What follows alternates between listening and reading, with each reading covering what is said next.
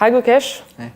Congratulations once again on winning the FIDE Candidates tournament. Thank We you. are conducting this interview one day after the tournament is over. So probably your emotions have settled. Did you have a chance to process that you are the youngest challenger in the history of chess? Yeah, it's a nice feeling for sure. I didn't get a lot of time. I mean, I had many interviews and such, but yeah, obviously can't be happy. Who was the first person who congratulated you on your victory? I guess my dad and my trainer Gayaski. So, I mean, they both congratulated together. So, yeah. But then you probably got a lot of calls, a lot of Yeah. messages. Before coming here, I was replying to all the messages and taking some calls. So, yeah, really nice to catch up with loved ones after such a nice achievement. Well, let's talk about this tournament a little bit. Before going here, how did you approach the preparation for the event? In the preparation, I didn't have a lot of time at hand. I mean, I qualified practically on On the 1st of January, basically, yeah? yeah, pretty much. So after that, I also had like 3 tournaments, Vaikanze, the Vaisanos one, and the Prague Masters. So yeah, the time I wasn't playing tournaments, I was training, sometimes having some training together as a team. But yeah, it was quite. I think we prepared quite well, and in general, I think I learned a lot and improved as a player. Well, you revealed that one of your seconds was Grigory Gaevsky. He was here with you, but the other seconds, they were also helping you, but you never revealed their names. So why is that? Well, first of all, Gaevsky has been my head trainer for more than 1 year. So he's like the head of the team, and he's been my trainer. I mean, overall, he's taking care of my game, and the other members of the team, surely a few others, and they've played a huge role, but I'm not yet ready to fully reveal them, as the path has only begun. There's still a long way to go. And, yeah, now it's not the right time. So does it mean that you are going to keep the same team for the match? That's why you don't want people to know who these helpers are? Well, it doesn't necessarily mean it, but yeah, I just didn't think it was. We discussed, and we didn't think it was the right time to reveal anything. So going through the tournament, what was this pivotal moment when you realized that you are here to win and you have a real good chance? I mean, from the start, I was here to win. And I thought if I'm at my absolute best, I have every chance of winning the event. But the moment where I really felt at my absolute best, and I thought things can go really well, was the rest day after the loss against Ali Reza. So after that game, I was upset for a while, but already in the rest day I felt very good, physically, mentally, and chess-wise. I felt very sharp, and yeah, after that I think I was pretty confident that I have a lot of chances for. That's for interesting. making So this happened after a loss, actually. So somehow this loss really motivated you. Yeah, I don't know what exactly happened. Some motivations, and just something fired me up probably. During your last game with Nakamura, you were actually at some point paying more attention to the game of Caruana and Nepomniachtchi rather to your own game. So if one of them won and you would still play, would you change something? Maybe you would continue playing or try for more chances? Not exactly, but I mean during the game, soon after I played b4, I knew that I have a very good position, and soon after that, after I won a pawn, I knew I'm surely not going to lose this position. I guess the draw was never really in doubt, and yeah, at some point I just got anxious and I was checking the other games. I mean, other game.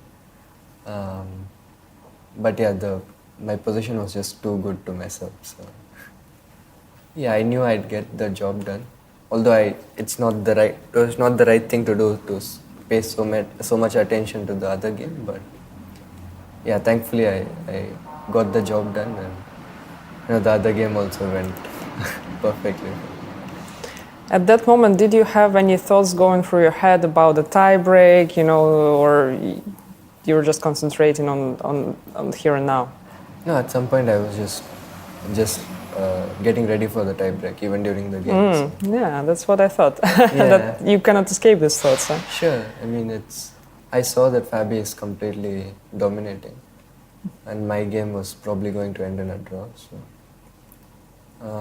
I was preparing, and also after the game, I went back to my hotel, and me and my trainer were discussing the tie breaks briefly.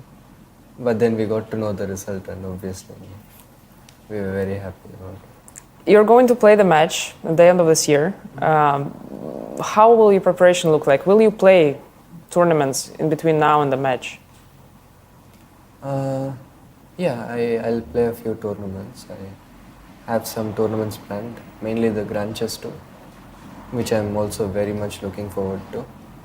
But obviously the main focus will be on the World Championship match, and yeah, really looking forward to starting all the preparations and yeah, going there and giving my best. It's always a challenge to play some tournaments before the match because you can't really reveal your preparation, right? So Yeah. how are you going to approach that? Not sure. I haven't spent time thinking about it, but I mean, I would take, in general, I take every tournament I play quite seriously. So it'll be the same. Obviously, I need to do some kind of modifications, but I think the general approach should just be the same as it always has been. Well, let's talk about your chess career in general. So you're the youngest challenger, and in many interviews you said that you want not just to be the world champion, but the youngest world champion. So why is it so important for you to be the youngest? I mean, I probably said it when I was a few years back, when all these youngest records actually mattered to me. But right now, I just want to be the best. I don't care about being the youngest or all these records. But I just want to know. I mean, I just want to be the best, and when I achieve it, I really need to represent myself at that level. So yeah, that's what it matters to me nowadays. You started to play chess when you were 7? So it's not that long ago, it's just 10 years ago, actually. Yeah. And according to modern standards, maybe you started even late, just at 7 years old. How did it happen? Yeah, probably 7 is already a bit too late to start. Yeah, these days it's like... Yeah. 5 is probably the common age, but okay. I mean, it started like very normally. I mean, I used to watch my parents play just as a hobby at home, and I used to just sit and watch. And after that, there was a kind of summer camp in my school, and there we had like a lot of extracurricular activities. I tried some other stuff first, like some abacus and stuff, but eventually I ended up in chess. And there one of the trainers noticed that I probably have some talent in chess. Yeah, it basically started from there. I mean, from there it slowly started to get more serious, but yeah, it started in a very normal. And when did you realize that you want to be a chess professional? So first you were just playing casually, then you started to train a little bit. But when was this moment when you just realized, well, I'm very good at it, and I want to be professional?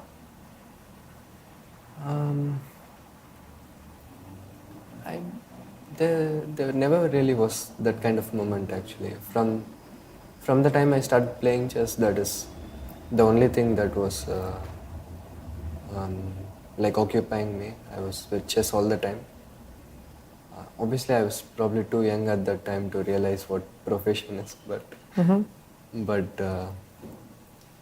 yeah, I loved doing it, and it was taking up most of the time. And when I was mature enough, I was already very good at chess. So it was kind of obvious.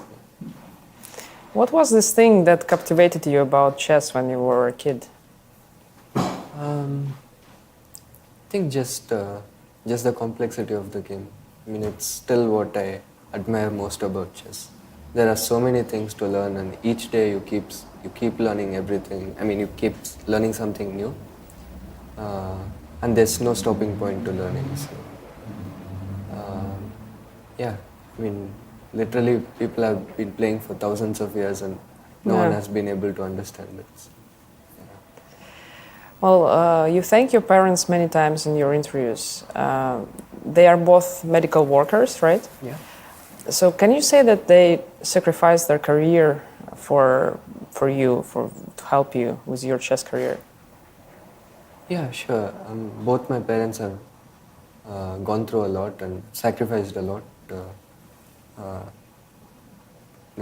for me to be here. And my father pretty much quit his practice. Like not completely, but once I started traveling abroad for tournaments, he gave up most of his practice. And nowadays he only consults when he's at home, which is quite rare. So, So he's the one traveling with you mostly, yeah? yeah, pretty much all the time. And my mom still is still working. She is, I mean, her sacrifice is also quite tough. She has to stay away from me most of the time when I'm training, when I'm playing, and it's tough for her. But it's yeah, surely a lot of sacrifices from both my parents. Do you have any siblings, if I may ask? No, I'm the only child. Oh, then it's even more tough on your mother not to see you Yeah. for such a long time. Yeah? Sure, that's why after tournaments, going back home, the couple of days will be the best, very enjoyable. Now when you go back home, what will you do, the first thing you do? Meet my mom firstly, and after that, just looking forward to spending some time with family, some nice time with friends, and just having some relaxed time. I mean, 3 stressful weeks. I think some cooling off time is good for me. Will you allow yourself some rest, or will you start training very soon, in a couple of days? Not sure actually. I mean, I always plan something after tournaments to have certain things this way, and it never goes according to plans. So. I'll just listen to myself, see what my mind says, and go according with how I'm feeling. Can you describe your casual day at home? What do you do? You wake up, you go to some studies, or how does it go? You mean my casual day? Yeah, just a casual day at home. No, when you are not playing a tournament. When I'm not playing a tournament, I'm mostly training. So, from the time I wake up, it's basically chess. Maybe some breaks in between, and some things related to chess, some mental training, and some sports, just as physical activity. But most of the time is spent on spent with chess and some time for maybe some relaxation like reading or watching something. And how about your school? How did you manage to combine these things? I've pretty much quit my schooling. Well, I'm not fully yet, but I haven't really been a regular school goer for like, I don't even remember how many years, like probably 6 or 7 years already. So yeah, I'm fully into chess, and my school is also very supportive of that. They give me additional classes and yeah, just something special if I need, then they give me permissions so that I can just train and play whenever I want. But how does it look like? Do you have some to go for some exams at the end of the year, or pretty much nothing? You can just play chess, concentrate on that, and you don't really need to go there at all. No, I used to write exams till a point, but last couple of years I haven't really written any exams. So yeah. It means you also don't really socialize with your school peers. Probably your environment is only chess friends, or do you have some friends outside of chess? No, my chess friends are like, we meet only in tournaments, and at tournaments it's always a bit weird to socialize. So, no, at home I do have friends. I play some sports, and I know some people from there. And also I have some family friends, and yeah, at home I do kind of make some time to spend with my family and friends. It's always nice to have some kind of socializing. So you said you play some sports with your friends. What are the kinds of sports you play, and do you think it is important to have a good physical condition for a chess player? Yeah, I mostly play tennis nowadays. I mean, from very young age I've really been into sports, different kinds of sports, but recently tennis has been the main thing. And yeah, I think it's very, very important for chess players to be in the right physical state, because the difference the level difference at the top is very, very small, and every little thing matters. So yeah, being able to focus in the 6th, 7th hour is really, really important. Who is the person that inspires you the most? In chess? Not necessarily. Maybe in chess, maybe not.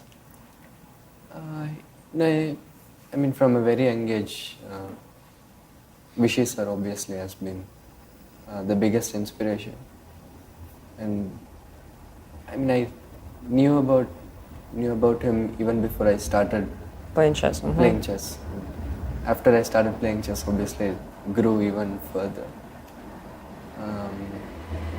And apart from Vishy sir, I'm really inspired by Djokovic, the tennis player. So yeah, I would say these two are currently. So it means you also watch tennis. You don't just play it, but you're probably following the game. Yeah, I used to follow more than I used to play, but nowadays I play more than I'm following. So I follow from time to time some important matches. I make sure to watch, but yeah, nowadays I'm not really following a lot actually. And you mentioned that you like to read books. So what do you read? What do you read right now, for example? It's mostly some sports autobiographies. Reading about some sports person. I think it's helpful in a way, but also I just enjoy reading about great people's life. And Do you compare your own career with them, or your own situations that you challenges maybe? Yeah, sure. You can learn a lot of things. I mean, from any great person of any field. surely there is some qualities that is required to be good at anything, and surely the reading about other great sports persons really have helped me to find my own way and to do the right things and to be disciplined. And do you ever read chess books, or is it for the older generation? I do read chess books, not a lot, but I think in this generation, if we compare, I'm in the top readers, but if we take the previous generation, I'm probably way down here. But there are some books I've read and I really enjoyed, but it's not. I don't regularly read chess books. So how do you usually draw your chess information from? Like, from where do you draw it? Computer, just some lines, streams maybe? Yeah, not really streams, but